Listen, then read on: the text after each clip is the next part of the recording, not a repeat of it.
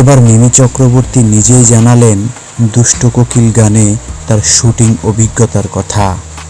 তিনি এমন সব তথ্য ফাঁস করলেন যেটা শুনে আপনারাও অবাক হবেন। তিনি জানিয়েছেন শুটিংয়ের সময় তার প্যান্ট খুলে গিয়েছিল পুরো শুটিং ইউনিটের সামনে, তবুও তিনি শুটিং করেছেন। তাই তো দুষ্টু কোকিল নিয়ে, মিমির পোশাক নিয়ে এত সমালোচনা হয়েছে, এখনও হচ্ছে নানাবিধ সমালোচনা। এ ব্যাপার নিয়ে যদিও তিনি মুখ খুলেননি, তারপরও তিনি জানিয়েছেন এরকম দুর্ঘটনা শুটিং সেটে ঘটতেই পারে, তাই বলে এরকম সমালোচনায় পড়তে হবে আমাকে, সেটা আমি আগে বুঝিনি। তো বন্ধুরা, দুষ্টু কোকিল গান নিয়ে তো সমালোচনার কোনো শেষ নেই। একের পর এক সমালোচনা করেছেন সেলিব্রিটি থেকে সাধারণ মানুষ পর্যন্ত।